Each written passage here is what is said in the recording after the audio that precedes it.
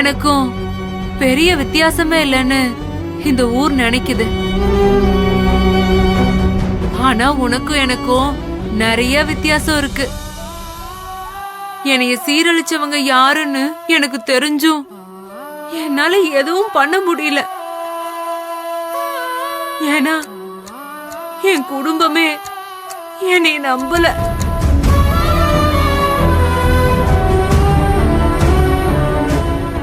நட்டாத்துல விட்டுடுச்சு.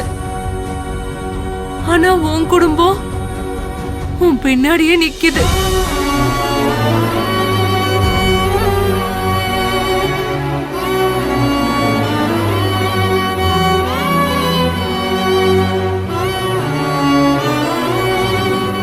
அதுவும் அன்பண்ணே மாதிரி ஒரு நல்ல மனுஷன் உன் கூட துணையா நிக்கிறாரு.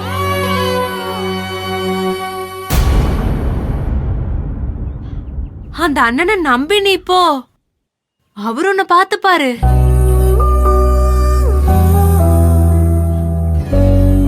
எனக்கு எப்படி அன்பண்ணனை தெரியும்னு பாக்குறியா? அன்னைக்கு பசியில உன் வீட்டு வாசல்ல வந்து நின்னப்போ என்னைய விரட்டி அடிச்சாங்கல்ல, அதுக்கப்புறம் என்னைய தேடி வந்து எனக்கு சாப்பாடு கொடுத்து இந்த சட்டையும் கொடுத்தாரு. அப்ப என்ன சொன்னாருன்னு தெரியுமா?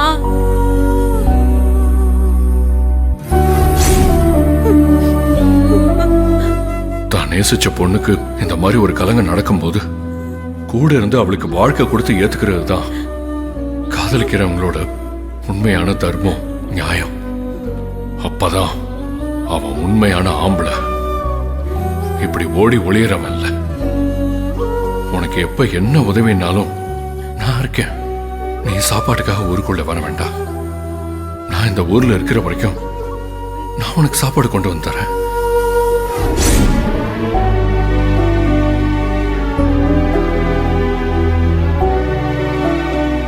யாருன்னே தெரியாத என் மனச புரிஞ்சுக்கிட்டு என் பக்கம் இருக்கிற நியாயத்தை புரிஞ்சுக்கிட்டாரு.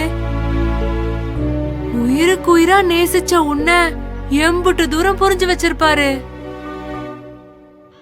ஆம்பளைங்கனாலே அருவருப்பா நினைச்ச என்ன எல்லா ஆம்பளைங்களும் தப்பானவங்க இல்லைன்னு புரிய வச்ச உத்தமரு அன்பண்ணே. அவரால மட்டும்தான் உன் பிரச்சனைக்கு தீர்வு கொடுக்க முடியும். அன்பண்ண நிழலா உனக்கு துணையா இருப்பாரு. தைரியமா போ.